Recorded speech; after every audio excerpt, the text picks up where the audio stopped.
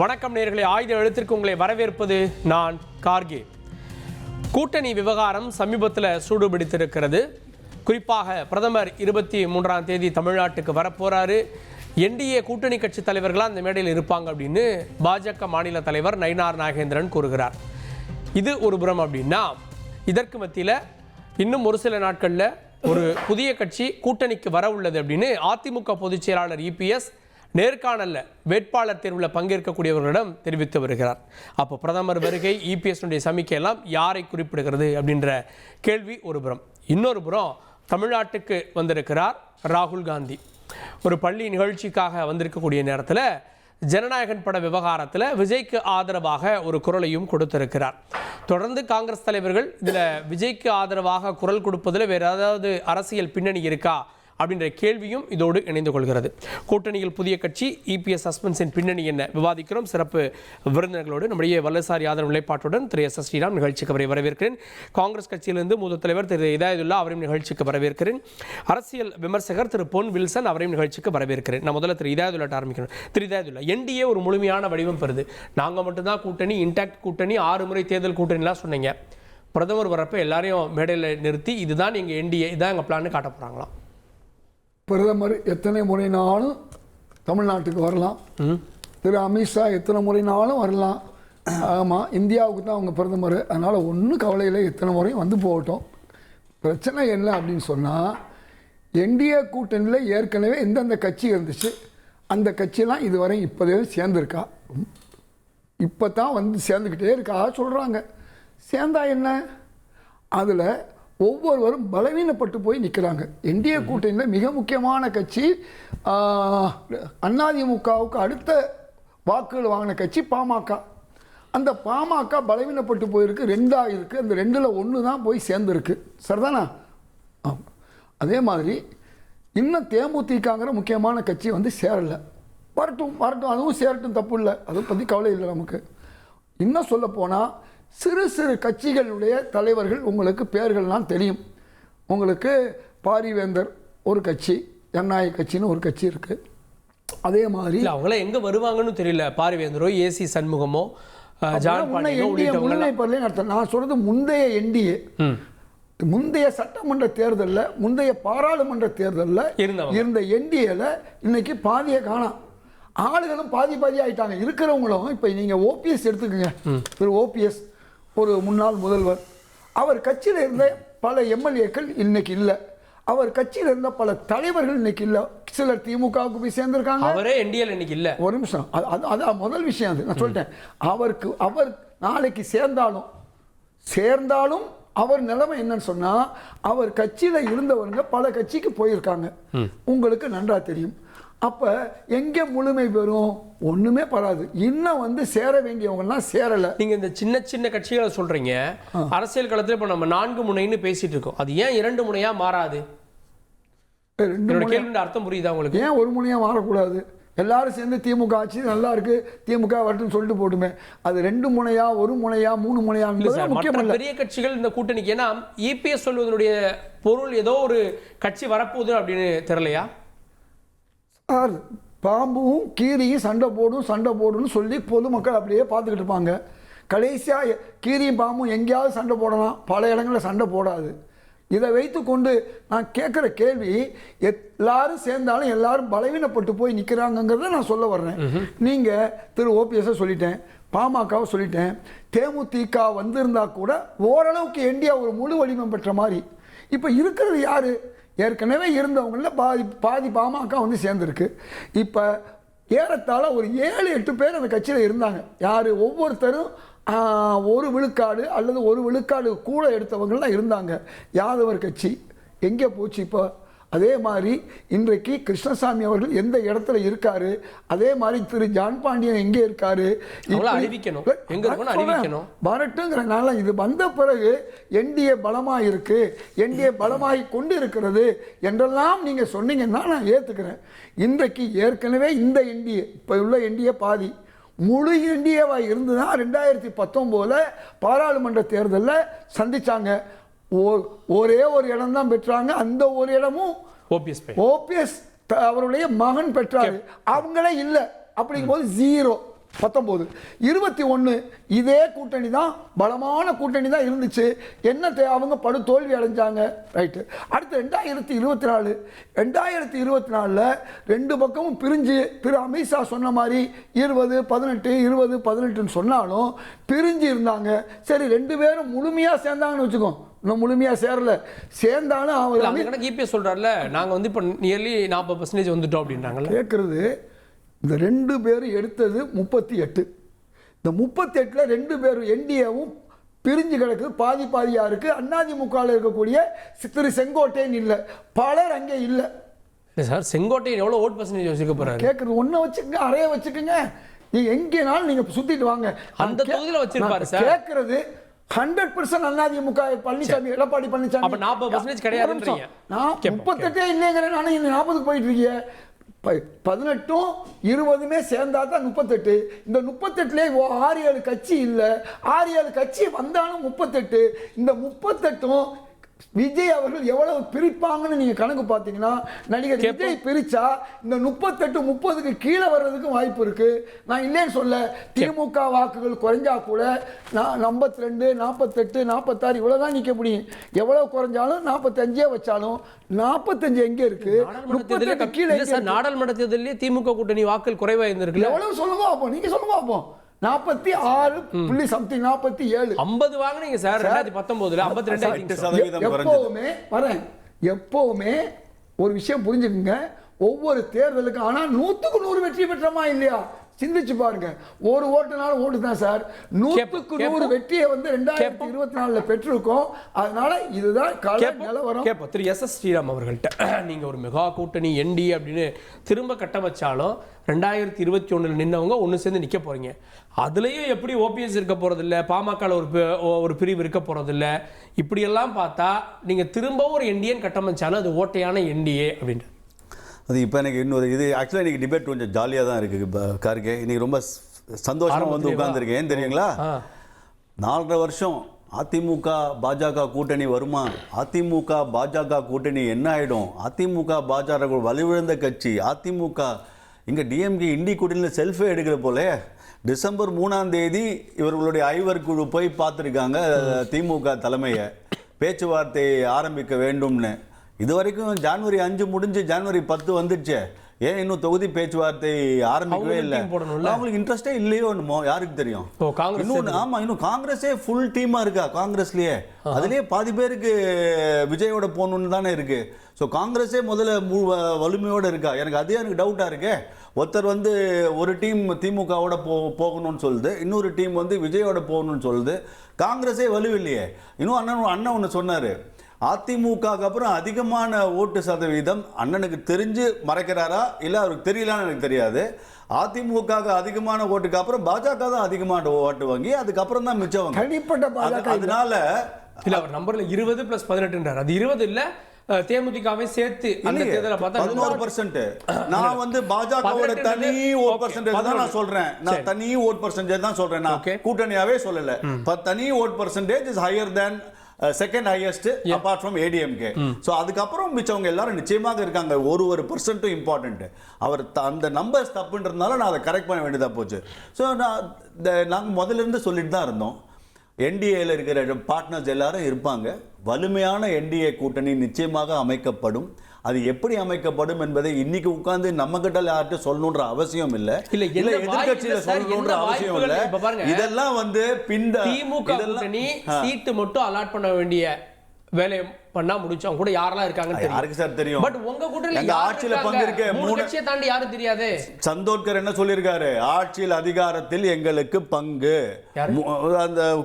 அந்த குழுவின் தலைவர் கிறிஸ்டோடகர் ஆட்சியில் அதிகாரத்தில் எங்களுக்கு பங்கு வேண்டும்.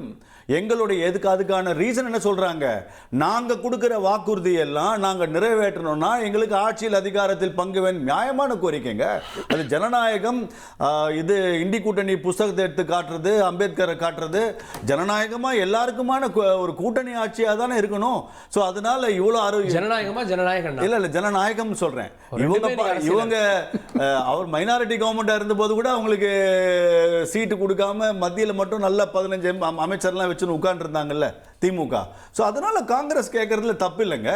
அவங்க அதை கேட்கணும், அதை அவங்க இன்னும் ஒத்துக்கிற மாதிரி தெரியல.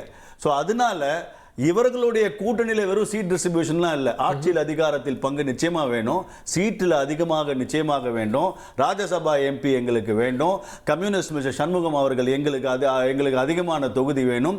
இது நிச்சயமாக முழுமையடையாத ஸ்டார்ட் ஆகாத கூட்டணி இண்டி கூட்டணி. இந்திய கூட்டணியை விட அங்க பிரச்சனை அதிகமா இருக்குன்னு சொல்லுவாங்க. அது 6 மாசத்துக்கு முன்னாடி 1 வருஷமாவே அதை எல்லாத்தையும் பல ஊடகங்கள் அதை கவர் பண்ணி எல்லாம் இண்டி கூட்டணியில் நன்றாக இருக்கிற மாதிரியும் என்டிஏ கூட்டணியில் தான் மிகப்பெரிய குழப்பம் இருக்கிற மாதிரியும் எவ்வளவோ ட்ரை பண்ணாங்க.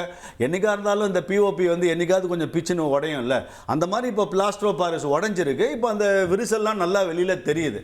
பிரச்சனை இண்டி கூட்டணியில், என்டிஏ கூட்டணியில் எந்த பிரச்சனையும் இல்லை, கரெக்டாக போயிருக்கு. யார் எப்போ வந்து சேரணுன்றது நமக்கு சொல்லணுன்ற அவசியம் இல்லை. கூட்டணி முடிந்து பிரதமர் வரும்போது அங்கே இருக்கும்போது நம்ம எல்லாம் பார்த்துக்கொள்ளலாம். அது வரைக்கும் நாம் பொறுமையாக இருக்க வேண்டும். திரு ஜீவசகாப்தன் அரசியல் விமர்சகர் இணைந்திருக்கார். திரு ஜீவசகாப்தன், இப்போதைக்கு கூட்டணியில் பிரச்சனைனா எங்கள் கூட்டணியில் பிரச்சனை இல்லைங்க, உங்கள் கூட்டணியில் பிரச்சனை அப்படின்னு காங்கிரஸே அவர் கை காட்டுகிறார். அதற்கு காரணமாக ராகுலோ காங்கிரஸ் நிர்வாகிகளோ தொடர்ந்து விஜய்க்கு ஒரு வகையில் ஜனநாயகம் காக்க ஜனநாயகனுக்கு ஆதரவுன்னு ஒரு ஸ்டாண்ட் எடுத்திருக்காங்களோ? இல்லை, இது ஒரு இயல்பான விஷயம் தானே. சென்சார் போர்டு, சிபிஐ, இடி எல்லாவற்றையும் எல்லா தன்னிச்சை அமைப்புகளையும் இன்றைக்கி வந்து ஒரு அரசின் கைப்பாவையாக போயிருக்குன்னு ராகுல் காந்தி தொடர்ச்சியாக சொல்கிறாங்க. இன்றைக்கி மம்தா பானர்ஜி கூட இடி எதிர்த்து தான் மிகப்பெரிய போராட்டத்தை பண்ணிக்கிட்டு இருக்கிறாங்க. திமுக அரசும் இந்த இடியோட இதுக்கு தமிழ்நாடு அரசும் பலமுறை இலக்காகி இருக்கிறது, மேற்கு வங்கம், கேரளான்னு ஆயிக்குது. அந்த வகையில் சென்சார் போர்டு மூலமாகவும் இங்கே ஒரு விஷயம் நடக்குது. ஒரு படத்தை பொருத்தமே இல்லாமல் தடை செய்கிறாங்கங்கிறப்ப அது பாஜக தனது கைப்பாவையாக சென்சார் போர்டை வச்சுக்கிட்டு பண்ணுதுங்கிறப்ப ராகுல் காந்தி குரல் கொடுத்துருக்காரு. இதில் ஒன்றும் தவறு இல்லையே. ஒரு கண்ணுக்கு எதிராக ஒரு பாஜக எதேச்சதிகாரமாக தனது அதிகாரத்தை பயன்படுத்துது, ஒன்றுமே இல்லாத விஷயத்தை பூதாகாரப்படுத்தி ஒரு படத்தை நிறுத்தி வைக்குதுங்கிறப்ப அதற்கு குரல் கொடுக்கறதுக்கு அவங்க கூட்டணி கட்சியாக இருக்கணும், ஒரே கட்சியாக இருக்கணுங்கிற அவசியம் இல்லைங்க. அப்படி குரல் கொடுப்பதில் என்ன தவறு இருக்கிறது? அது ஒன்றும் பிரச்சனை இல்லை. அதில் என்ன ஆக போகுது? இதையே நம்ம மாணிக்கம் தாக்கூர் உள்ளிட்டவங்க குரல் கொடுத்த அதெல்லாம் ஒரு வாரம் ஆச்சு. ஆனால் இப்போ அது 9ஆம் தேதி 8-9ஆம் தேதி நடந்த விவகாரம் அது. ஆனால் இப்போ வந்து ராகுல் குரல் கொடுத்துட்டு தமிழ்நாட்டுக்கு வர்றாரு, ஏதோ மெசேஜ் சொல்ல விரும்புகிறாரோ? இல்லை, ஒரு மெசேஜும் இல்லை. அவர் எங்கே யார் பாதிக்கப்பட்டாலும் அவர் குரல் கொடுக்குறார். ராகுல் காந்தி மணிப்பூராக இருந்தாலும் குரல் கொடுக்குறாரு, தமிழ்நாடாக இருந்தாலும் குரல் கொடுக்குறாரு. அந்த அடிப்படையில் இந்த பிரச்சனையில் அவர் வந்து பாதிக்கப்படுறாங்க அப்படிங்கிற அடிப்படையில் பேசுகிறாங்க. ஆனால் இது ஏதோ விஜய்க்கு குரல் கொடுத்ததால் அவர் விஜய் பக்கம் கூட்டணி வச்சிட்டாருன்னு இந்த ஒரு விவகாரத்தை வந்து முடிவு செய்ய முடியாது. ஏன்னா விஜய் இப்போ வரையும் பாஜகவை எதிர்த்து பேசலை. அவருக்காக ராகுல் காந்தி பேசுகிறாங்க, முதலமைச்சர் ட்வீட் போட்டிருக்கிறாங்க, மாணிக் தாக்கூர் பேசுகிறாங்க, மற்ற எல்லாருமே சக நடிகர்கள் பேசுகிறாங்க. ஆனால் அவர் இதுவரை வாய் திறக்கவில்லை என்பது தான் கவனிக்க வேண்டிய விஷயம். இங்கே நம்ம பேச வேண்டிய அரசியலே ஏன் ராகுல் காந்தி வாய் திறந்து பேசியிருக்கிறார் என்பதல்ல. தன்னை நோக்கி ஒரு கத்தி வீசப்படுதுன்னா இதை இவங்க தான் வீசுகிறாங்க, பாஜக தான் என்னை நெருக்குதுன்னு இப்போ கூட வாய் திறக்காத விஜயினுடைய அரசியல் தான் நாம் பேச வேண்டிய கவனிக்க வேண்டிய ஆபத்தான அரசியலை ஒழிய ராகுல் காந்தி பேசியிருப்பது வளமையான ஒரு ஆரோக்கியமான அரசியலாக தான் நான் பார்க்குறேன். அதே நேரத்தில் என்டிஏவுடைய விரிவாக்கம் தீவிரமடைஞ்சிருக்கதா பார்க்கலையா? விரிவாக்கம் அப்படிங்கிறது அது முடிவடைஞ்சிருச்சான்னு தெரியல. அமித்ஷா வரதுக்குள்ளே பண்ண சொல்லியிருக்கிறாங்க. அவங்க இப்போ எதிர்பார்க்கறது ஆல்ரெடி அன்புமணி கன்ஃபார்ம் ஆகிருக்கிறாரு, வாசன் இருக்கிறாங்க, வேற யார் இப்போ வர மாதிரி இருக்கிறாங்க? இப்போ ராமதாஸ் இன்னும் முடிவு எடுக்கலை. அவர் திமுக பக்கம் வராரா, என்ன முடிவு எடுக்கிறாரு இப்போ வரையும் தெரியல. அவர் மட்டும்தான் இப்போ துக்கி நிற்குது. ராமதாஸ் பாமக எந்த முடிவு எடுக்க போகிறாங்க அப்படிங்கிறது மட்டும்தான். பிரேமலதா 2 பக்கம் போக வாய்ப்பு இருக்குங்கிற மாதிரி சொல்கிறாங்க. ஆனால் அதில் விரிவாக்கம் அப்படிங்கிற வார்த்தையை நீங்கள் எப்படி பார்க்குறீங்க? இபிஎஸ் சொல்லியிருக்காரு இன்னும் ஓரிரு நாளில் ஒரு முக்கிய கட்சி வரும்னு. ஒருவேளை டிடிவி தினகரனை சொல்கிறாரா, இல்லை விஜயை சொல்கிறாரா? இந்த சிபிஐ விசாரணை முடிஞ்சோன்னா நாங்கள் விஜயை வச்சிருவோன்னு சொல்கிறாங்களா அப்படிங்கிறது தெரியல. அந்த பிளான்ல எதுவும் இருக்கிறாங்களா? சிபிஐ பொங்கல் லீவ் கேட்டிருக்காரு விஜய் சிபிஐ ஆஃபீஸில். ஸோ லீவ் முடிஞ்சு திருப்பி விசாரணைக்கு போனதுக்கப்புறம் அது எல்லாம் கிளாரிட்டி ஆகும்னு சொல்கிறாங்களா என்னன்னு நமக்கு பொங்கல் முடிஞ்சதுக்கப்புறம் தான் அது தெரியும் நமக்கு. கேட்போம். நான் திரு பொன் வில்சனுடைய பார்வை வாங்கணும். திரு பொன் வில்சன், விரைவில் ஒரு புதிய கட்சி அப்படின்றது இபிஎஸ் சொல்லக்கூடியது நிர்வாகிகளிடம் ஒரு நம்பிக்கையை கொடுக்குறாரா, இல்லை ஏற்கனவே இதே போல தான் ஒரு பிரம்மாண்ட கட்சி வரப்போகுது அப்படின்னு சொன்னீங்க. கடந்த தேர்தலிலும் கூட ஒரு பிரம்மாண்ட கூட்டணி அமைப்போன்னு சொன்னீங்க. அது என்ன ஆனது? இப்போ இது எப்படி சாத்தியமாகும்னு நினைக்கிறீங்க? இல்லை, இந்த வார்த்தைகள்லாம் வந்து நம்ம அதை வந்து பெருசாக எடுத்துக்கணும்னு கிடையாது. ஒரு புதிய கட்சி, பிரம்மாண்ட கட்சி, மெகா கூட்டணி, இதெல்லாம் வந்து எப்படின்னா வெறும் வார்த்தைகள். ஆனால் என்னன்னா, எந்த ஒரு கட்சியுமே, பிரதான கட்சிகள் வந்து மற்ற கட்சிகள் கூட அஃபிஷியலாவோ கூட்டணி பேச்சுவார்த்தை நடத்தி கொண்டிருப்பார்கள். அது எந்த கட்சி எங்கேனே சொல்ல முடியாது.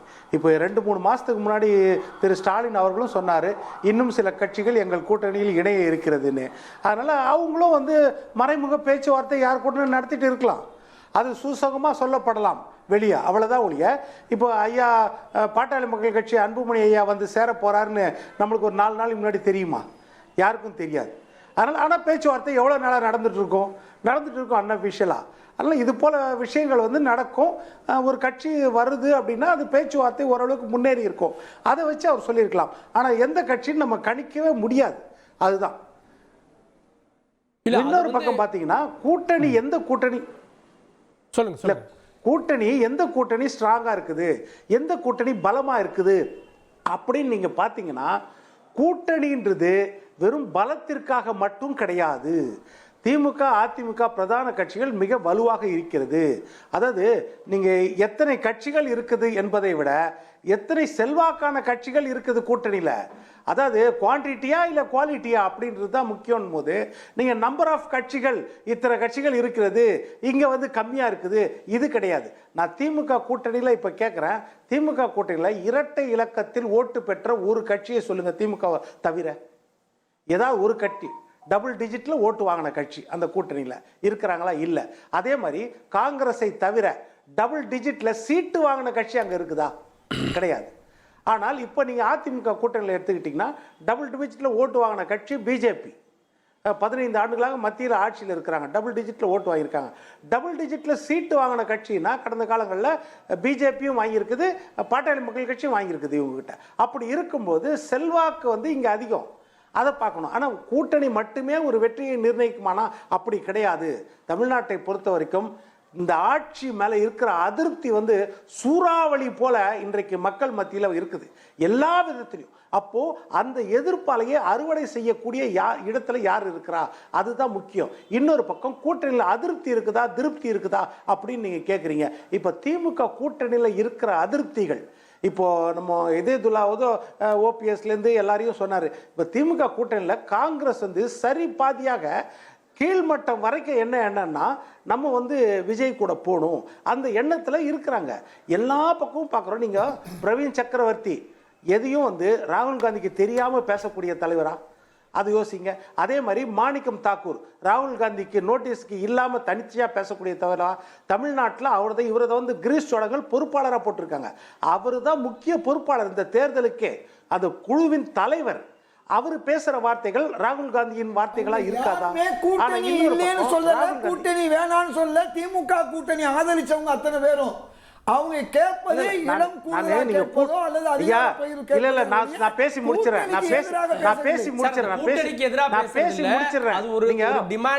நான் என்ன சொல்றேன் ஐயா, நான் என்ன சொல்றேன், நீங்க இன்னும் 50 வருஷத்துக்கு கூட கூட்டணியில் இருங்க, நான் வேண்டானே சொல்லலை. ஏன்னா அதனால பிரிஞ்சு வரணும்னு சொல்லலை. அதிருப்தி அங்க இருக்குதான்றது கேட்கிறேன். அதற்கு குரல் கொடுக்காத ராகுல் காந்தி கீழ்மட்ட தொண்டர்களுக்கு இன்னைக்கு குழப்பத்தில் இருக்கிறாங்கல்ல. ஆனா அதற்காக பதில் சொல்லாத ராகுல் காந்தி ஜனநாயகன் படத்திற்கு சப்போர்ட் பண்றாரு, ஆதரிக்கிறார். அப்ப பாத்தீங்களா, குரல் நியாயமானது தானே சார்? ஏன் குரல் கொடுக்கணும்? ஏற்கனவே அவர் ராகுல் காந்தி 5 பேரை அனுப்பிச்சு இருங்க, நான் பேசி முடிக்கிறேன் சார். நீங்க நடுநடுவே பேசினா பலவீனமா இருக்கிறீங்கன்னு அர்த்தம். நான் பேசி முடிக்கிறேன் வெளியேந்து. நான் என்ன சொல்றேன், ஐயா நல்ல நீங்க சரியான தகவல் தான் சொல்றீங்க, நான் மட்டும்தான் தவறான தகவல் சொல்றேன், ரைட்டா? அதனால நான் சொல்றேன், கள்ளக்குறிச்சிக்கு ராகுல் காந்தி எவ்வளவு குரல் கொடுத்தாரு தெரியுமா? 67 பேர் மரணம், எவ்வளவு குரல் கொடுத்தாரு. வேங்கை வயல்ல மலம் கலந்தார்கள், எவ்வளவு குரல் கொடுத்தாரு. 25வது மரணம். நான் என்ன கேக்குறேன் ஐயா, நீங்க இப்ப ராகுல் காந்தியை பற்றி பேசுறீங்களா, மோடியை பற்றி பேசுறீங்களா? உங்களுக்கு தலைவர் ராகுல் காந்தியா மோடியா? இப்ப நீங்க தான் சொன்னீங்க சார். நான் என்ன கேக்குறேன், ராகுல் காந்தி சார், நீங்க தான் ராகுல் காந்தி ஜனநாயகத்துக்கு குரல் கொடுத்தாரு, அவர் வந்து எல்லா மக்களுக்கும் குரல் கொடுப்பாரு அப்படின்னு நீங்க சொன்னீங்கல்ல. அப்ப தமிழ்நாட்டில் நான் இதை தான் கேட்கிறேன். நான் அஜித்குமார் மரணத்திற்கு என்ன குரல் கொடுத்தாரு? அதே மாதிரி அண்ணா பல்கலைக்கழக மாணவி பாலியல் வன்கொடுமை வழக்கு என்ன குரல் கொடுத்தாரு? இப்ப இதெல்லாம் இருக்குது இல்ல, ஜனநாயகத்திற்கு குரல் கொடுக்கிறவர் இந்த ஜனநாயக கேள்வி. ஒரு அகில இந்திய தலைவர் அந்த ஊருக்கு என்ன குரல் கொடுத்தாரு, இந்த ஊருக்கு என்ன குரல் கொடுத்தாரு? அவர் கரெக்டா தானே கேக்குறாரு. சினிமாக்கு நீங்க வரவங்க இந்த விஷயத்துக்குலாம் ஏன் கேட்கலன்னு தானே கேக்குறாரு. நீங்க செலக்டிவா குரல் கொடுக்குறீங்க. அப்படி செலக்டிவா குரல் கொடுக்குறீங்கன்னா உங்களுக்கு ஏதோ ஒரு நோக்கம் இருக்கு. எண்ணம் என்னவா இருக்குது? எல்லாத்துக்கும் குரல் கொடுக்கறதுனா பரவாயில்லை. எண்ணம் என்னவா இருக்கு? பெரிய விஷயம் இருக்கு, சின்ன விஷயம் இருக்கு. இப்ப தாயா குழந்தையான்னு பாப்பாங்க. இப்ப நான் என்ன சொல்றேன், பல விஷயங்கள் நம்ம எடுத்து சொல்லலாம். மற்றதெல்லாம் அதாவது இதேதுல்லா சொல்றாரு. நான் சொன்ன இதேதுல்லா என்ன சொல்றாருன்னா, இல்ல இல்ல இதேதுல்லா பேசுறதுனா நான் பேச விட மாட்டேங்க சார். இதேதுல்லா நான் பேச விட மாட்டேன். இந்த மாதிரி பேசினாரு. நான் என்ன சொல்றேன், மற்றதெல்லாம் சின்ன பிரச்சனைன்றாரு. அதாவது ஜனநாயகம் தான் பெரிய பிரச்சனைன்றாரு. நான் சொன்ன மற்ற பிரச்சனை சின்ன பிரச்சனை. எவ்வளவு பெரிய பிரச்சனை சொன்னப்போ அந்த விஷயங்களுக்கு ராகுல் காந்தி குரல் கொடுக்கறன்றது நான் சொல்றேன். நான் என்ன சொல்றேன்னா, அப்ப ராகுல் காந்தியும் ஒரு எண்ணத்துல இருக்காரு, ஏதோ ஒரு எண்ணத்துல இருக்காரு.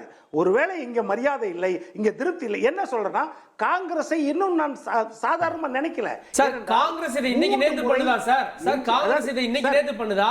எல்லா தேர்தலின் போதும் முரண்டு பிடிப்பாங்க. நல்லாதான் இருந்தாங்க. பீகார்ல ஒண்ணா அண்ணன் தம்பி மாதிரி எலெக்ஷன் டேத்துல முதலமைச்சர் வேட்பாளரை அறிவிக்க மாட்டேன்ட்டாங்க. ஜார்க்கண்ட்ல இதே பிரச்சனை தான். இல்ல இப்ப நான் என்ன சொல்ல வரேன்னா, எலெக்ஷன் டேத்துல ஒரு மாதிரி முறுக்கிட்டு சீட் கூட வாங்குறது ஒரு அரசியல் கட்சியோட டாக்டிக்ஸ் இல்லையா? இல்ல இல்ல அது நல்ல டாக்டிக்ஸ்ன்றீங்களா? அந்த மாதிரி முரட்டுது. அப்ப நீங்க காங்கிரஸ் தவறா நினைக்கிறோமா? அப்படி கிடையாது. அவங்க உரிமையை கேட்கறாங்க சார். நான் எதை சொல்ல வரேன்னா, புரட்சி தலைவர் எம்ஜிஆர் தான் கன்சிக்யூட்டிவா 3 முறை ஜெயிச்சாரு. அதற்கு முன்னாடி காங்கிரஸ் தமிழ்நாட்டை 3 முறை ஆண்டு இருக்கிறது தொடர்ந்து. 1952, 57, 62 3 முறை கூட்டணியே இல்லாமல் தனியாக நின்று தமிழ்நாட்டை ஆட்சி செய்த கட்சி காங்கிரஸ். அதை யோசிங்க. 1952ல 151 இடங்கள்ல ஜெயிச்சாங்க. அன்னைக்கு 205 எம்எல்ஏக்கள் தான், 234 கிடையாது. 205 எம்எல்ஏக்கள் இருக்கும்போது 151 இடத்துல ஜெயிச்ச கட்சி காங்கிரஸ். 67க்கு பிறகு இன்றைக்கு வரைக்கும் ஆட்சி கட்டளை உட்கார முடியல. இன்றைக்கு 15 சீட்டு 10 சீட்டு 15 சீட்டுக்கு போராட வேண்டிய நிலைமையில காங்கிரஸ் இருக்குதுன்னா, அப்போ இந்த நேரத்தில் கூட அவங்க உரிமையை கேட்கறதுக்கு அவங்களுக்கு முழு தகுதி இருக்குது. அதைத்தான் நான் சொல்ல வரேன். அதனால மற்ற கட்சி மாதிரி கிடையாது, அவங்களுக்கு முழு தகுதி இருக்கிறது. சரி கேப்டன் இதாயதுல்லா, ராகுல் தமிழ்நாட்டுக்கு வந்திருக்காருன்னா இன்னைக்கு எப்படி வந்திருக்கணும்? ராகுல் என்ன ஸ்ட்ராட்டஜியோட வந்திருக்காரு, யாரை மீட் பண்ணுறாரு, அப்படி வந்திருக்கணும். ஆனால் இன்னைக்கு விவாதம் எப்படி மாறி இருக்கு? ராகுல் வர்ற நேரத்தில் ஏன் விஜய்க்கு ஆதரவாக குரல் கொடுத்துட்டு வர்றாரு அப்படின்னு மாறி இருக்கு. ஏன் இன்னைக்கு பிரச்சனை எல்லாருக்கும் தெரிஞ்ச பிரச்சனை, மத்திய அரசு ஒன்றிய அரசின் கீழ் இருக்கக்கூடிய திரைப்பட தணிக்கை குழு ஜனநாயகனுக்கு எதிராக இருக்கிறது. உச்சநீதிமன்றம் போனால் கூட கேவியட் போட்டிருக்கு. எங்களை கேட்கணும். எதுக்கு சொல்ல வரேன்னா, இன்றைக்கி விஜய் என்பவர் ஒரு கட்சி ஆரம்பிச்சிருக்காரு. அவர் நடிகர் மட்டுமல்ல. அப்போ மிக பிரபலமாக பேசப்படக்கூடிய 2-3 நாட்களாக எல்லா ஊடகங்களையும் அந்த சப்ஜெக்ட் தான் வந்துச்சு. அப்படிப்பட்ட ஒரு சப்ஜெக்ட் வரும்போது அதைத்தான் பேசியாகணும். அப்படி இருக்கும் பொழுது ராகுல் காந்தி அவர்கள் ஒரு பள்ளிக்கூட நிகழ்வுக்கு வர்றாரு. அந்த நிகழ்வில் கேள்வியை என்ன கேட்குறாங்களோ அந்த கேள்விக்கு பதில் சொல்கிறாரு. முடிஞ்சு போச்சு. நான் என்ன கேட்குறேன், நான் டபுள் டிஜிட்னா என்ன? காங்கிரஸ் 10 இடங்கள் இருந்து டபுள் டிஜிட் வந்துச்சு பார்லிமெண்ட் தேர்தலில். இவங்க 20 தொகுதிக்கு மேலே பிஜேபி நின்று 10 கிட்ட தான் வர்றாங்க. அந்த 10ம் கூட அவர்கள் மட்டுமல்ல, அதில் ஓபிஎஸ் அவர்கள் ஓட்டு 18ல வர்றாங்க. அவங்க 18ல யாரும் வரல. தாமரை சின்னம் மட்டும் 11%. அப்படி சின்னமா வர அந்த சின்னத்தில் யார் யார் நின்று அதை சொல்லுங்க. எங்க ஓபிஎஸ் பலாப்பழத்தில் நின்றார் சார். இவர் மற்ற கட்சிகள்லாம் எங்க நின்றுச்சு? யாரும் பாஜக ஆட்கள் தாமரையில் நின்னாங்க. ஏசி சண்முகம் சிவகங்கை தொகுதியில் நின்றார். அவர் எந்த தொகுதியில் நின்றார்? தேவநாதன் யாதவ் எங்க நின்றாரு? அதே மாதிரி பாரிவேந்தர் நின்றார். இத்த 3 பேரை கழிச்சுக்கிட்டீங்கன்னா சிங்கிள் டிஜிட்டுக்கு கீழே தானே வருது. நான் கேட்பது 1% சொல்றீங்க. ஆமா, 10 கீழே தான் சார் வருது. என்ன மக்களை வந்து ஏமாத்த முடியாது சார். பாஜக வந்து நீங்க எவ்வளவு? அதிக அங்க சொல்றேன், ஒரே வார்த்தை சொல்றேன். நீங்க எவ்வளவு வரையும் 10 சீட்ல நின்று நாங்க 10 விழுக்காடு. உங்களுது மட்டும் தானா? 20 சீட்ல நின்று அது காங்கிரஸோட percentage மட்டும் தானா? திமுக percentage இல்லையா அதுல? அது உங்களுக்கு மட்டும் இல்ல, பிஜேபிக்கு யார் யார் ஓட்டு எங்க போட்டா? பாஜக ஓட்டுனா உங்களுக்கும் அதுதானே? மக்கள் கொஞ்சம் அறிவாளிகள் சார். மக்கள் முட்டாள்களா நினைக்காதீங்க சார். ஓபிஎஸ் ஆதரவாளர் ராமநாதபுரத்துல மட்டும் தான் ஓட்டு போட்டிருப்பாரா? ஓபிஎஸ் ஆதரவாளர் மற்ற உசிலம்பேட்ல இருந்தா உங்களுக்கு எல்லாருக்குமே ஓட்டு போட்டிருக்க மாட்டாரா? கூட்டணி வந்தா எல்லாருக்குமே தானங்க. காங்கிரஸ் திமுக ஆதரவாளர் ஓட்டு போட்டிருப்பாங்கல்ல. உங்களால பிரிச்சிட முடியுமா? அதான் உங்களுக்கு கேக்குறேன். திமுக ஆதரவாளர் போட்ட ஓட்டு தானே உங்களுக்கு 10 அப்படின்னு கேக்குறேன் சார். நான் திரும்பவும் சொல்றேன், பாஜகவா இருந்தாலும் கூட்டணி கட்சிகள் ஓட்டு பாஜகவுக்கு வரும், திமுக வரும். நான் கேட்கறது பை பிராக்டிகல் அவர் சொல்ற ஒரு லாஜிக் மக்கள் அறிவாளிகள் சார், அவங்களும் புரிஞ்சுப்பாங்க சார். இல்ல, அந்த உங்க கூட்டணியுடைய சுப்ரீம் லீடர் யாரு? திமுக. திமுகவோட ஓட்டு மேஜரா உங்களுக்கு டிரான்ஸ்ஃபர் ஆகுது. அவங்க அமைச்ச 24 கூட்டணியுடைய சுப்ரீம் லீடர் யாரு? என்டிஏ, பாஜக. பாஜக கீழே தான் அமைச்சாங்க, அங்க அதிமுக இல்ல. அப்ப பெரும்பான்மை ஓட்டு அவங்களுடையது. திரும்பவும் நான் என்ன சொல்றேன், அது பெரும்பான்மை ஓட்டுன்னு எப்படி கணக்கு போட முடியும்? நான் சொல்ற லாஜிக்கை புரிஞ்சுங்க. காங்கிரஸ் 10 இடத்துல இருந்து 10.5 வாங்குது, இவங்க 20 இடம் பிரச்சனை இல்ல சார், எவ்வளவு ஓட்டு வாங்குறீங்கன்னு தான் பிரச்சனை. இன்ஃபேக்ட் 10 வாங்கி அதிகம் வாங்கினா இன்னும் அவங்க கம்மின்னு தான் அர்த்தம். ஒரு சீட்டு கூட அவங்க வாங்கல. அதையும் சிந்திக்க நீங்க. மக்கள் உங்களுக்கு எதிராக இருக்காங்க. ஏன் எதிராக இருக்காங்க? பர்சன்டேஜ் இல்ல சார். அந்த 10, 20, 30க்கு மேல போயிட்டு அது வந்து சீட்டை கன்வெர்ட் ஆயிரும். அப்போ அவங்க அந்த வளர்ச்சி பாதையில் இருக்காங்க, நீங்க பார்க்க மாட்டீங்க. நீங்க திரும்பவும் நான் சொல்றது வளர்ச்சி பாதையா இல்லையான்னு யாரெல்லாம் நீங்க வந்து இந்த தேர்தலுடைய நிலைமரத்தை செய்யலாம். 19 பார்த்துட்டோம், 21 பார்த்துட்டோம், 24 பார்த்துட்டோம். இவங்க வாங்கின அந்த 14 உள்ள 2 இடமும் வாங்கல, 19 வாங்கின 1 இடமும் வாங்கல. அது மட்டுமல்ல, வாக்கு மொத்தமா ஏற்கனவே 2014 எவ்வளவு வாங்கினாங்க, அதை விட வளர்ந்துருக்கா? கொஞ்சம் யோசிச்சு பாருங்க. அன்னைக்கு விஜயகாந்த் இருந்தாரு, அப்படியும் வளரல. பாஜக வளரலைங்கிறோம், ஆனா சில ஊடகங்கள் வளர்ந்துருச்சுன்னு சில பேச்சாளர்கள் வச்சு பேச வைக்கிறாங்க. பாஜக இன்னைக்கு 4.5ங்கிற இடத்துல தான் இருக்காங்க. அப்ப 11 போய் ரிப்போர்ட் நீங்க நான் திரும்ப சொல்றது, அதிகமான இடங்கள்ல நிற்கும் போது அதிகமான இடம் பெறுவாங்க எல்லா கட்சி. இப்ப 234 இடத்துல சீமான் நிக்கிறாரு, அவர் 8, 9 வாங்குறாரு. திரு விஜயகாந்த் நிற்கும் போது அதே 10, 8, 10 வாங்குறாரு. நீங்க நோட்டா கட்சி தானே பாஜக சொன்னீங்க சார். திரும்ப நாங்க நோட்டாவா டேட்டாவா நான் சொல்லல. நான் வந்து சொல்றது இன்னைக்கு லேட்டா அவங்க நின்று அதை பத்தி தான் பேசிக்கிட்டு இருக்கேன். அதனால விஷயத்தை புரிஞ்சு கொள்ளுங்க. 2014 காங்கிரஸ் தனியா நின்றுச்சு, பேசுங்க. எல்லாரும் தனியா நிற்கும் போது வேற. காங்கிரஸ் 39 தொகுதியில நின்று எவ்வளவு ஓட்டு வாங்குனாங்க பாருங்க. காங்கிரஸ் எவ்வளவு ஓட்டு வாங்குனாங்க? 20% எடுத்தோம். நான் 22% எடுத்தேன். 4.37 கூட்டணி இல்லாம நாங்க தனியா 4.37 20% வாங்கி இருந்தோம். 22% நான் மட்டும் வாங்கி இருந்தேன். எதுல சார்? கடைசியா தனியா சேப்பாக்கம் தொகுதியை விடுங்க சார், மொத்தமா வாங்குனது எவ்வளவு? நான் கேக்குறது உங்களுக்கு 2014 நீங்க என்ன, 2009 என்ன, நீங்க 1990 எல்லாம் கேட்டோம்னா உங்க நிலைமை என்னன்னு மக்களுக்கு புரியும். உங்களுக்கு எதிராக தான் மக்கள் இருக்காங்க. நிச்சயமா இந்த தேர்தலில் இன்னும் உங்களுடைய வாக்கு சதவீதம் குறையும். 60 வருஷமா தமிழ்நாடு காங்கிரஸுக்கு அகெயின்ஸ்டா தான் இருக்கு. இன்னைக்கு கூட பராசக்தி மூவியை யார் வெளியிட்டாங்களோ தெரியுமே. அந்த பராசக்தி மூவி மூலமா என்ன சொல்றாங்க? கூட்டணி கட்சி கூட்டணியில் வைத்துக்கொண்டே கூட்டணி கட்சி என்னெல்லாம் பிரச்சனை பண்ணுச்சுன்னு ஒரு படத்தை ரிலீஸ் பண்ணி ஜாலியாக இருக்காங்க. அப்போவும் நாங்கள் திமுகவுடன் தான் கூட்டணியில் இருப்போம்னு சொல்லிட்டு அதுக்கு என்ன அர்த்தம்ன்றதை மக்கள் பார்த்துக்கணும். ஆனால் அவங்க இன்னொரு கட்சியை பார்த்து நீங்கள் இது நீங்கள் அதுன்னு பேசுவாங்க. 60 வருஷமா தமிழ்நாட்டில் மட்டும் இல்லைங்க, கிட்டத்தட்ட 5 மாநிலத்தில் 60 வருஷமா ஆட்சியில் இல்லை. 15 வருஷமா இந்தியாவில் ஆட்சியில் இல்லை. 15 வருஷமா நீங்க வேணான்ட்டாங்க காங்கிரஸ். அவங்க எங்க முதல்ல தமிழ்நாட்டில் அவங்களால யோசிச்சு தான் பார்க்க முடியுமா? நாங்கள் காமராஜர் ஆட்சி அமைப்போம்னு அவங்களால சொல்ல தான் முடியுமா? பாஜக சொல்லுங்க, ஒரு நாள் ஆட்சி அமைக்கலாம்னு சொல்லும். ஆனால் அது பாஜக வளரும். பாஜக யாருக்கும் அடிமை இல்லை. நாங்கள் கூட்டணியில் இருப்பது வேறு, கூட்டணியில் இருப்பதாலேயே ஆஸ்பிரேஷன் இருக்கக்கூடாதுன்றது இல்லை. ஆனா உங்களால சொல்ல முடியுமா? திரு இதயத்துல்லா இங்க தமிழ்நாட்டில் காங்கிரஸ் ஆட்சியை நாங்கள் அமைக்க பாடுபடுவோம் அவரால் சொல்ல முடியுமா? முடியாது. எனக்கு பதிலா ஒரு பாஜக பேச்சாளர் உட்கார்ந்துட்டாருன்னா அவர் நிச்சயமாக சொல்லுவார் பாஜக இங்க அமையும். அதுதான் அவங்க நிலைமை. அதான் பாயிண்ட். என்டிஏ கூட்டணி ஆட்சின்னு உங்களால சொல்ல முடியுமா? எங்க என்டிஏ கூட்டணி ஆட்சின்னு பாரதிய ஜனதா என்டிஏ கூட்டணி ஆட்சின்னு சொல்றாங்க.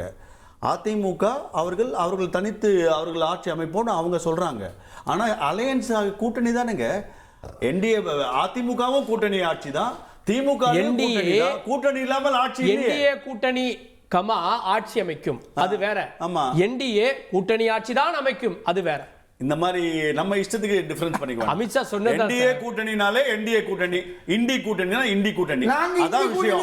இண்டி கூட்டணில நாங்க காங்கிரஸ் கூட்டணி ஆட்சி தமிழ்நாட்டில் சொல்றது இல்லை. இண்டி கூட்டணில நடப்பது திராவிட முன்னேற்ற கழகத்துடைய கூட்டணி ஆட்சி. அதான் தெளிவா இருக்கும். நாங்க எடப்பாடி பழனிசாமியை மீறி இது என்டிஏ ஆட்சி வருதுன்னு நாங்க சொல்லல.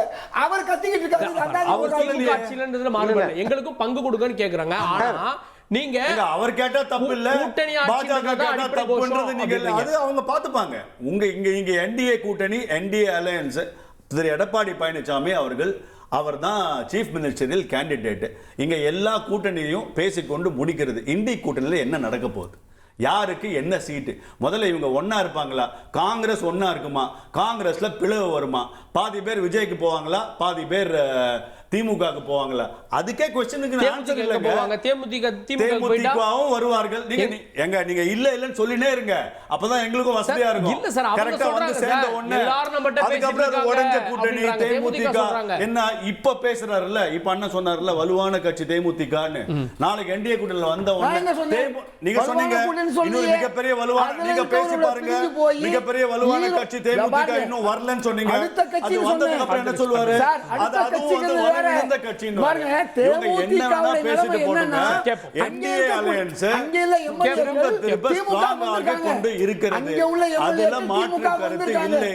இவர்களால் தமிழ்நாட்டில் ஆட்சி அமைக்கின்ற ஒரு கனவாது காண முடியுமா? அது இல்லை என்பதுதான் நிதர்சன உண்மை. அமித்ஷாவையோ இல்ல இந்த தேர்தலில் எடப்பாடியுடைய வியூகத்தையோ ரொம்ப குறைச்சு மதிப்பிடுறீங்களா அப்படின்ற ஒரு கேள்வியை முன்வைக்கிறாங்க.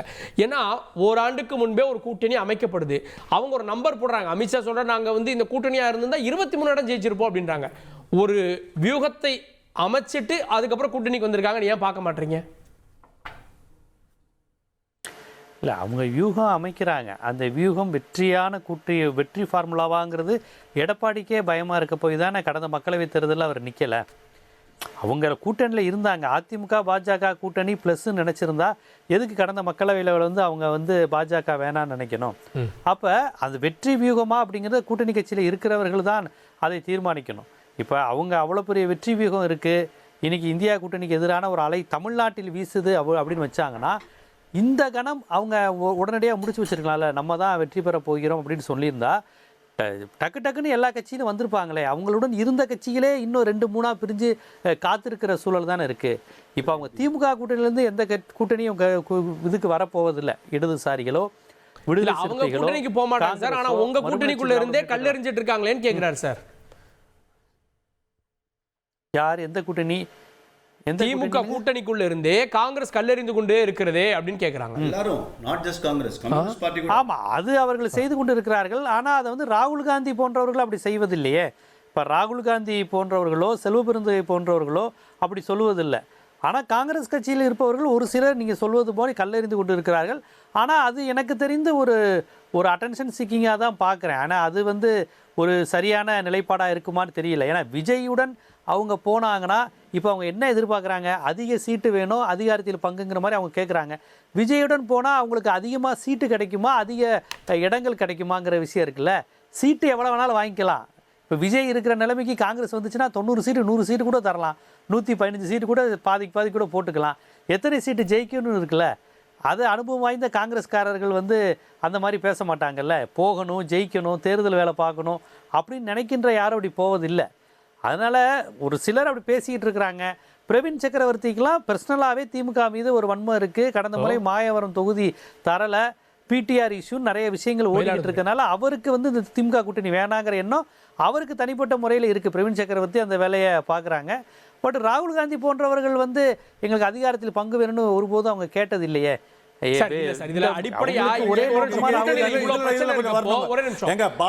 பாஜக விஷயத்துல தும்புன உடனே பாஜகவை பாத்தீங்களா, அதிமுகவை பாத்தீங்களா, பாஜக தலைவரை பாத்தீங்களான்னு பேசுற பத்திரிகையாளர் இவர்கள்லாம் இப்ப இவ்வளோ வாட்டியும் இவ்வளோ பேசியும், அதுவும் பிரவீன் சக்கரவர்த்தி க்ளோசஸ்ட் டு ராகுல் காந்தின்னு சொல்ற போது, ராகுல் காந்தி இதுவரைக்கும் அதையெல்லாம் நீங்கள் யாரும் பேச வேண்டாம்னு ஒரு வார்த்தை ஏன் வரல? இன்னைக்கு தமிழக இல்ல நெக்ஸ்ட்ங்க, இன்னைக்கு தமிழகம் வந்த ராகுல் காந்தி திரு ஸ்டாலினோட பேசினாரா? தெரியாது நமக்கு. எப்ப கூட்டணி டிசம்பர் 3ஆம் தேதி போயிருக்கீங்க, 5 பேர் டிசம்பர் 3ஆம் தேதி போய் நின்னு நீங்க எங்களோட கூட்டணி கொஞ்சம் இந்த டிசம்பர் 3ஆம் தேதி போய் எங்க கூட்டணி பேச்சுவார்த்தையை ஆரம்பிங்கன்னு சொல்லி இன்னைக்கு ஜனவரி 15 ஆரம்பிக்கல. இதெல்லாம் அமைதியா இருப்பாரு திரு ஜீவா, அவரை சொல்லுங்க. ஜீவா இல்ல ஒரு நிமிடம் இருங்க. இது அதாவது சொல்லுங்க இல்ல அவர் ராம் அவர்கள் சொல்வது சரிதான். நான் ஒரே நிமிடம்ங்க. அமித்ஷா எடப்பாடி தான் முதலமைச்சர், அவருக்கு அதிமுக தலைமையில் பாஜக இருக்கிறோங்கிற வார்த்தை ஒண்ணுமே சொல்லல. அவர் என்ன சொல்லுவாரு, தேசிய ஜனநாயக கூட்டணின்னு அவர் கல்லெறிந்து விட்டு போவார். கூட்டணி ஆட்சின்னு சொல்லுவாரு. பாஜக துணை முதலமைச்சர் பதவி கேட்போம் யார் இல்லைங்க. இதெல்லாம் யார் சொல்றாங்கன்னா பாஜகவினுடைய டெல்லி தலைமை சொல்றாங்க. அதற்கு பிறகு நைனா நாகேந்திரன் சமாதானப்படுத்துற மாதிரி எடப்பாடி பழனிசாமி தாங்க சிஎம்னு அடுத்த நாள் பேட்டி கொடுப்பாரு. நம்ம தொடர்ச்சியா ஊடகத்துல இந்த செய்திகளை மாத்தி மாத்தி பாக்குறோம். இதுக்கு பதில் சொல்லுங்க ஜீவா. ராகுல் காந்திக்கு பதில் சொல்லுங்க. சோனியா காந்தியே சொல்வதில்ல. நீங்க ராகுல் காந்திக்கு பதில் சொல்லுங்க. நீங்க பாஜக விட்டுருங்க ஜீவா. ராகுல் காந்திக்கு நான் இவ்வளவு பேசிருக்கேன்னா உங்களுக்கு பதில் இருக்கா இல்லையா? ராகுல் காந்திக்கு பதில் இருக்கா இல்லையா? இவர் தேவையில்லாம ஏன்ட்ட கேட்க வேண்டிய கேள்வி அங்கே கேக்குறாரு. ராகுல் காந்திக்கு பதில் இருக்கா இல்லையா? அதுக்கு சொல்லுங்க முதல்ல. ஓகே, அமித்ஷாவுக்கு பதில் சொல்லுங்க. ராகுல் காந்தி பதில் சொல்லுங்க ஜீவா. நெருக்கடி கொடுக்கல. ராகுல் காந்தி நெருக்கடி கொடுக்கல. ராகுல் காந்தி பத்தி பார்த்து பதில் சொல்லுங்க. அவர் இத பேசணும்னு சொல்லுங்க. எடப்பாடி இல்ல காக்கே ஒரு நிமிடம். ராகுல் காந்தி நெருக்கடி கொடுக்கல. கோல் போஸ்ட மாத்தாதீங்க. நீங்க கோல் போஸ்ட மாத்தாதீங்க. பாஜக அதிமுக நீங்க எப்படிலாம் நீங்க விமர்சனம் பண்ண நீங்க இவ்வளவு பெரிய பிரச்சனையா இருக்கும்போது அவர் ஜீவானந்த மமக்கமா இருந்துட்டு பாஜக பக்கம் வராரு. ஜீவா சொல்லுங்க. ஜீவா ராகுல் காந்தி சொல்லல. இவரே சொல்லுங்க. ராகுல் காந்தி சொல்லல. இல்ல ஒரே நிமிடம்.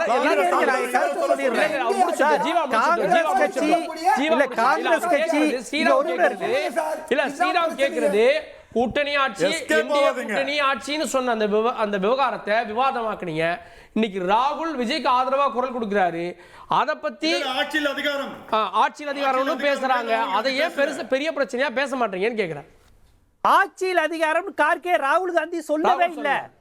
ராகுல் காந்தி அப்படி சொல்லவே இல்லை. ஆட்சியில் அதிகாரம் தமிழ்நாட்டில் ராகுல் காந்தி சொல்லல. ஆனா ஏன் பேச விடுறாரு? ஆனா ராகுல் காந்தி சொல்லல, ஏன் பேச விடுறாரு? அதுக்கு அவருக்கு கண்ட்ரோல் இல்லையா? முக்கியமான ஒரு திமுக கூட்டணி இல்லங்க, ஒரு திமுக தலைமையிலான கூட்டணி தமிழ்நாட்டுல நீங்க அவர் பேச மாட்டாங்க, அவர் பேசலாம், அவர் பேசலாம்.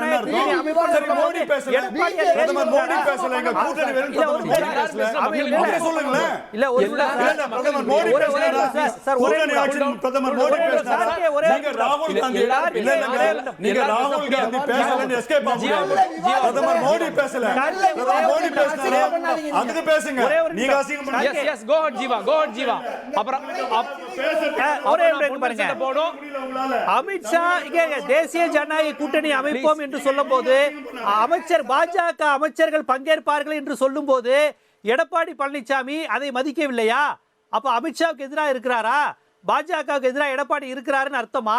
அது எப்படி புரிஞ்சுக்கிறது சொல்லுங்க. அவர் அதுக்கு இது பண்ணலையே. எடப்பாடி சொல்றாரு இல்ல எங்க அமித்ஷா தேசிய ஜனநாயக கூட்டணி ஆட்சியை எடப்பாடி ஏத்துக்கங்க. ஒரு இடத்துல கூட இது தேசிய ஜனநாயக கூட்டணி ஆட்சியை சொல்லவே இல்லை. அவர் எடப்பாடி தனித்த ஆட்சின்னு சொல்றாரு. நீங்க அமித்ஷா சொல்றாரு எடப்பாடி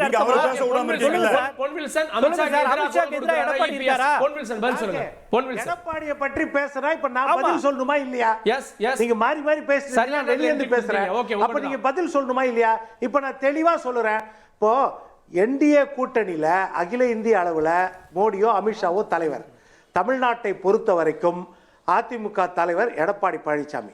எடப்பாடி பழனிசாமி ஐயா சொல்றாரு தனித்து நாங்கள் ஆட்சி அமைப்போம். அதே போல அமித்ஷா அவர்கள் சொல்றாரு ஆட்சியில் பங்கு என்பது. கரெக்டா?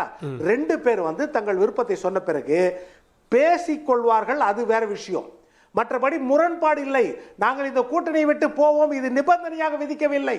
ஆனா அதே திமுக கூட்டணியில நான் என்ன சொல்றேன்னா, திமுக தலைவர் ஸ்டாலின் தெளிவா சொல்றாரு, தனித்துதான் ஆட்சி அப்படின்னு சொல்லிடுறாரு. அப்போ இன்னொரு பக்கம் உச்சபட்ச தலைவராக இருக்கிற அகில இந்திய அளவில் ராகுல் காந்தி பதில் சொல்லணுமா இல்லையா? ஒன்று ஆட்சியில் பங்கு இல்லை நான் சொல்லணும்.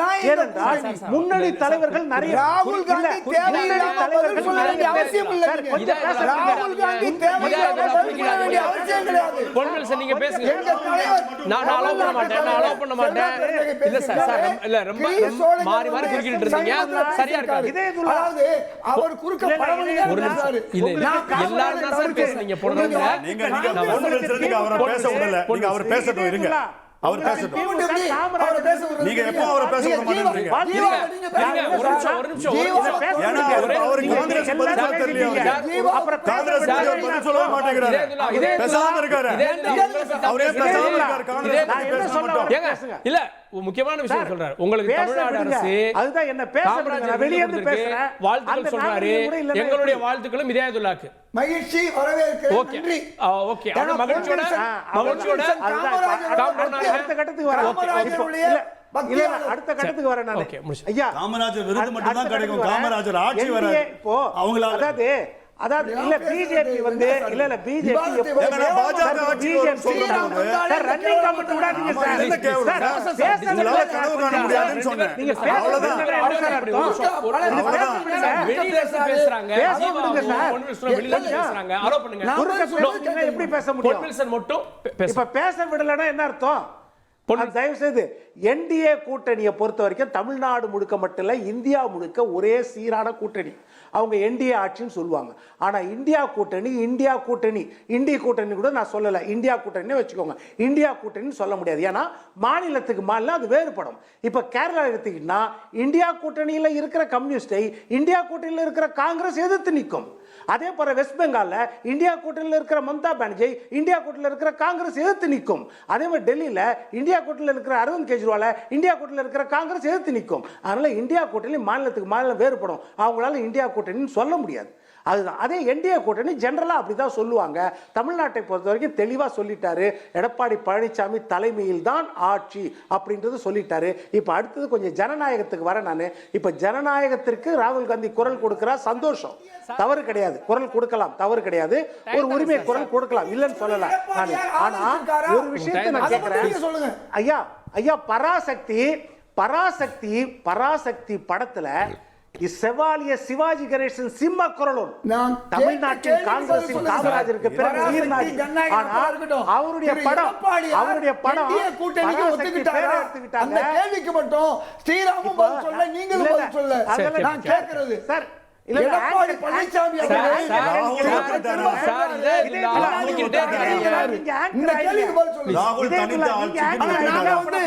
இந்தியா கூட்டணி ஆட்சி நீங்க சொல்லல. இதயத்துல்லா பேசக்கூடாதுன்னு நினைக்கிறார். இதயத்துல்லா அப்புறம் என்ன அர்த்தம்? ஒரு கருத்து மாற்று கருத்தை ஏற்றுக்கொள்ளாது அப்புறம் என்ன அர்த்தம்? அதான் ஜனநாயகம். நான் என்ன சொல்றேன், பராசக்தி படத்துல இரும்பு தலைவி அன்னை இந்திரா காந்தியை எதிர்த்து அந்த படம் இருக்குது. அந்த படத்திற்கு அனுமதி கொடுக்கப்பட்டிருக்குது, ஜனநாயகத்துக்கு அனுமதி இல்லை. ஆனா பராசக்திக்கு அனுமதி கொடுக்கப்பட்டிருக்குதுன்னா காங்கிரஸ் மேல இருக்கிற காழ்ப்புணர்ச்சி எப்படி அனுமதியாக மாறி ஒரு குறுக்கீடு வாங்கிலாம். திமுக பிஜேபி ரகசிய கூட்டணி. ஒரே நிமிஷம், ஒரு குறுக்கீடு மட்டும். ஜீவா ஒரு செயல்ல இதயத்துல்லா எல்லாத்துக்கும் நீங்க ஆன்சர் பண்ண நினைக்கிறீங்க. இதயத்துல்லா என்ன சார் பதில் சொல்ல முடியும்? இல்ல அவரும் ஆன்சர் பண்ண ஜனநாயகம். ஜீவா ஒரே நிமிடம். இப்போ பொன்வில்சன் சார் வந்து இந்திரா காந்தி அம்மையாரை அவமானப்படுத்துகிற ஒரு படத்தை ஏதோ இவங்க தயாரிச்சிட்டாங்கிறாரு. இந்திரா காந்தியை அவமானப்படுத்தணுங்கிறதுக்காண்டியே ஒரு படத்தை பாஜக தயாரித்து வெளியிட்டுச்சு. அப்ப நீங்க யாருமே எதிர்ப்பு தெரிவிக்கலையே. உண்மையிலே உங்களுக்கு காங்கிரஸ் மீது இந்திரா காந்தி அம்மையார் மீது உங்களுக்கு அக்கறை இருந்தா அந்த படம் எமர்ஜென்சி சொல்லி இந்திரா காந்தி அம்மையாரை விமர்சனம் பண்ணி கங்கனா ரனாவத் நடித்த படம் திட்டமிட்டு மோடி வெளியிட்ட போது இவரு இருங்க. ஏன் சார் என்ன சார் இல்ல சார், எமர்ஜென்சி வச்சு கங்கனா ரனாவத்தை வச்சு அந்த படம் பாரதிய ஜனதா திட்டமிட்டு இந்திரா காந்தி அம்மையாரை இழிவுபடுத்தி படம் எடுத்த போது பொன்வில்சன் அது நடந்த சம்பவம் இல்ல சார், நடந்த சம்பவம் காங்கிரஸ் கூட்டணியில இருக்குன்றதுக்காக அதை மறைச்சு சொல்ல முடியுமா? நடந்த பரிசு சம்பவத்தை சொல்ல தான் முடியாதுல்ல. சொல்லிட்டே சார், வரல. பராசக்தி இங்க பாருங்க. சினிமாவுல உண்மையா சார், ஒரே சொல்லிருக்காங்க. நிமிஷம் சார், அது இந்திய election time ல எதிர்ப்பு ஏங்க release பண்ணீங்க? நடந்ததா அதான் இல்லையா timing தானே தமிழ்நாட்டுல? முக்கியம். சார், நீங்க ஆனா உனா 64, பாஜக பார்த்து 65. timing சார், ஒரு timing நிமிடம் இல்ல. இருங்க. சார், election ஜீவா, timeல நீங்க ஹிந்தி திணிப்ப சார், ஒரு படம் நீங்க release உங்களோட ஆனது கூட்டணி தப்பு. கட்சியை வச்சு ஒரு படம் election நீங்க time election release ஆனது election தப்பு. டயத்துல அந்த படத்தை போட்டீங்கன்னா சார், இருங்க உங்க சார். உள்ளோக்கு ஜீவா, என்ன ஜீவா மட்டும், திமுக ஜீவா சார், உள்ளோக்கு இந்திய என்ன நம்ம போர் கேட்போம்ல நடந்துச்சா இல்லையா? ஜீவா. அந்த வரலாற்று நிகழ்வை பதிவு செஞ்சா இதுல எங்க காங்கிரஸ் செய்திப்படுத்திட்டாங்க? நடந்த விஷயத்தை தானே சார் சொல்லியிருக்கிறாங்க. பழனிசாமி ஆட்சி ஊழல் ஆட்சின்னு சொன்னாரு. அது இப்ப நடந்தது. பொன்வில்சன் சொல்றது எப்ப நடந்தது? அதுக்கு பிறகு நேருவின் மகளே வருக, நிலையான ஆட்சி தருக, அன்னை இந்திராவின் மருமகளே வருகன்னு சொன்னது கலைஞர். அப்புறம் ஏன் அதற்கு சார் பிறகு அந்த பல பழசை நடந்திருக்கலாம். ஞாபகப்படுத்தணும் இப்போ? நேற்று சொன்னது என்ன? அந்த பழசை ஏன் ஞாபகப்படுத்தணும்? இந்த யாரு? எம்ஜிஆர் ஊழல்வாதி, சார், இது ஜெயலலிதா காங்கிரஸ் ஊழல்வாதி, இழிவுபடுத்திய படம் இல்ல சார். அந்த யார் படங்கிறது மோடி திமுக சொன்னாரு, இல்ல. பிஜேபி மாணவர்கள் சொன்னாரு, பொய் சொல்லலாமா? போராட்டம் இது பொய் சொல்லலாமா இப்படி? சார், ஒரு நிமிடம் இருங்க. இங்க பொய் சொல்லலாமா இப்படி? கார்கே, ஒரு நிமிடம் time கொடுங்க. பிரதமர் என்ன சொன்னாரு? கார்கே, இவர் ஒரே ஒரு சொல்லணுமா நிமிஷம். இல்லையா? பாருங்க. இப்படி பொய் சொல்லிக் கொண்டிருந்தா சார், கார்கே, அப்புறம் இவர் சார், என்ன கார்கே, பார்த்து ஒரே ஒரு சொல்றாரு? நிமிடம். இவர் கேவலமா பொய் சொல்றாரு. பத்து பொய் இவர் சொல்றீங்க. பொய் சொல்லிட்டு தமிழர்கள் பிரதமர் சொன்னார், ஜீவா, பிரதமர் ஒரே சொன்னார், நிமிஷம். இவர் பொய் சொல்லிட்டு இருந்தா ஜீவா, அதை நம்ம எப்படி எடுத்துக்க கார்கே, முடியும்? ஒரே நிமிடம். ஜீவா, ஒரே நிமிடம். ஜீவா மட்டும் பேசுவார். இல்ல, ஒரு நிமிடம் பேச அனுமதிக்கணும் அவங்க. என்ன இது? சாவி அங்கே இல்ல, உங்க நண்பர் தான் இதே சொன்னது யாரு? சார், ஒரு நிமிடம் இருங்க சார். ஜீவா. பேசுங்க ஜீவா. சார், ஒரு நிமிடம் இருங்க. அதாவது இந்த பராசக்தி படத்துல திமுகவை ப்ரோமோட் பண்ணியே வரல. மாணவர்கள் போராடினாங்க. நேரு அவர்கள் தமிழர்களுக்கு வாக்குறுதி கொடுத்தாரு.